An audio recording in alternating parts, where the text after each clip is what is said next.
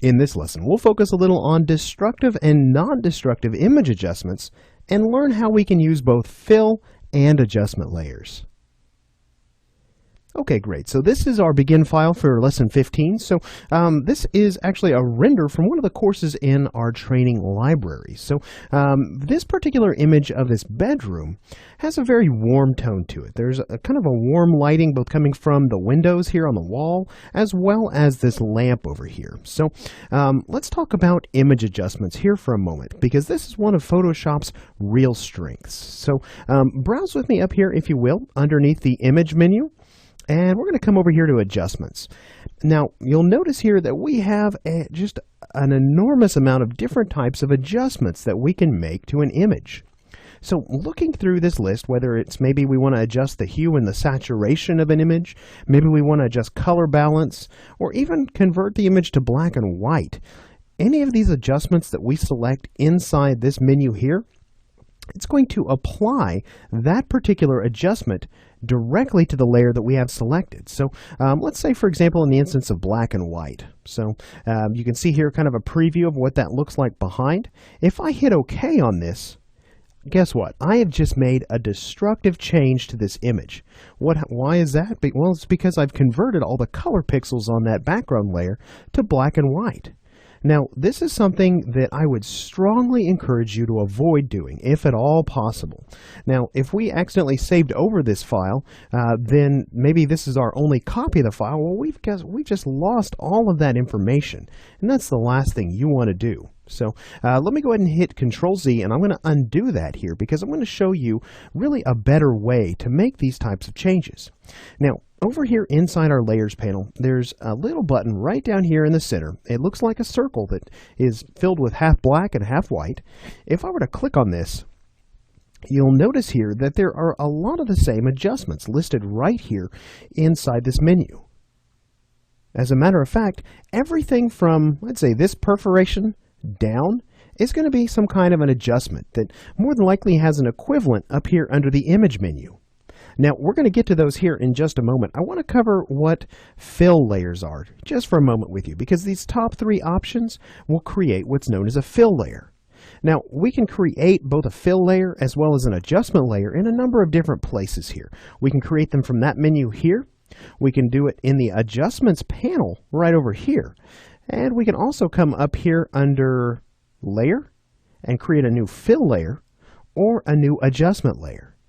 So let's go ahead and drop in a solid color fill layer here really quickly. I'm going to go ahead and just drop this in. You can see here it's prompting me to give it a name. I'll just go ahead and leave that as the default. So we'll go ahead and hit OK on that. And notice what happens. First thing that pops up is this color picker.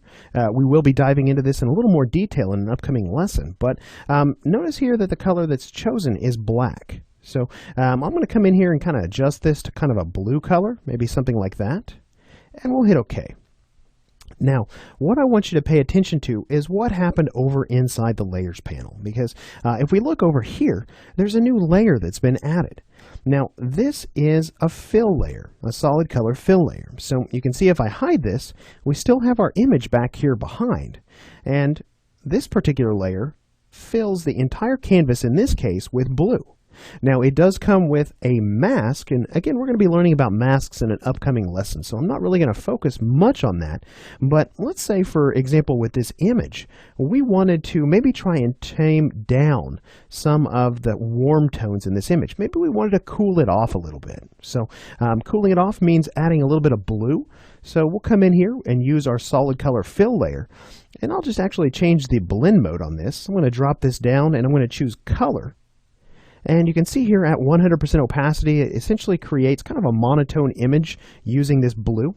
Now, obviously, that's way too intense for what we want. So what we could do is we could begin to sort of peel this back by adjusting the opacity. Now, I'm tapping on the word opacity and just dragging to the left. And you could always come in here and use the slider.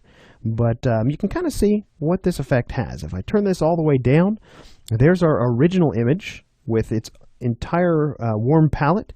But if we start to increase the opacity on this a little bit, you can start to see some of those blues starting to permeate the image and really kind of starting to tame down some of those warm tones some. In fact, if we get up here to around 15%, that's a pretty cool image overall. Very cool.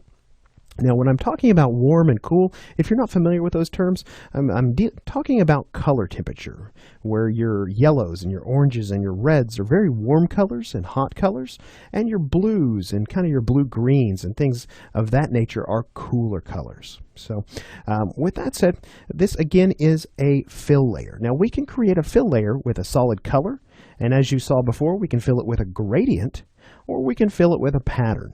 Now, we're not going to get into either of those other two options, but that is a fill layer. So it's a very different type of layer than an adjustment layer, but it is in the same menu nonetheless here. So now let's look at another way that maybe we can come in here and begin to shift the balance of color.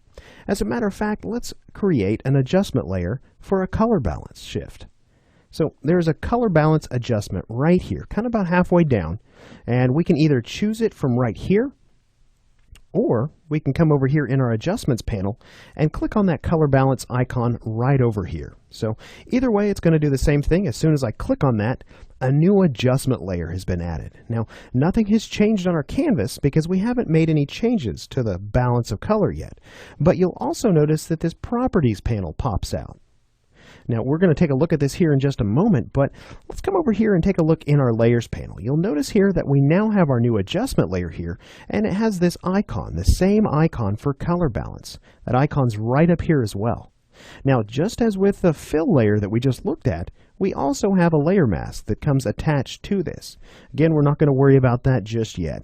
So let's talk about making some adjustments over here. Now, again, if we wanted to sort of get rid of some of these warmer tones, some of these yellows and reds that exist in this image, we can maybe do that by coming over here in our properties panel and maybe taking this slider from yellow to blue and starting to work it a little bit more towards blue.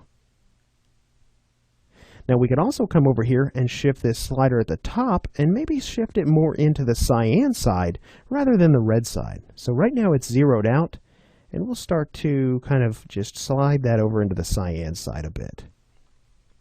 Now, I'm making very, very subtle changes to this image, so be very, very careful because obviously you can really make some dramatic changes, you can see here. So in this case, a little bit does a whole lot. Now, if you ever want to kind of come back over here and see what the original image looks like, we can always hide our adjustment layer, again by clicking on the eyeball. And you can see, while it doesn't seem like we made a lot of changes up here with the image, or rather the adjustment layer turned on, if we turn that off, we've made some pretty dramatic changes to the overall tone of this image. So again, before and then after. All right, great. Now, what I just did by simply hiding our adjustment layer here can actually be done without ever leaving our properties panel here. So if we come down here to the bottom, you'll notice here there are a few icons. This little eyeball icon will actually allow us to preview what this image looked like before the changes were made. So if I tap on that and hold, you can again see our original image. If I release that, we're back to our adjusted image, before and after. Now, looking at these other icons here, you can see here this one right here. If I were to click that, it's actually going to reset all of these settings back to kind of their previous state. And of course, we can delete the adjustment layer with the trash can icon here. Now, looking up here kind of at the top, you may notice we have a tone drop down, and I've made these changes strictly to the mid-tones in this image. But if we wanted, we could come in here and begin to apply the same changes to either the shadows or the highlights in our image. So if you really wanted to get that granular in terms of how this adjustment is affecting the image, that's how you would do it. Now again, there are a lot of different adjustments. Feel free to play with those in between lessons, but from here, in this course, I'm going to start taking you through some of the most powerful and the most popular image adjustments here inside of Photoshop. So we'll get started in the next lesson by looking at the brightness and contrast adjustment.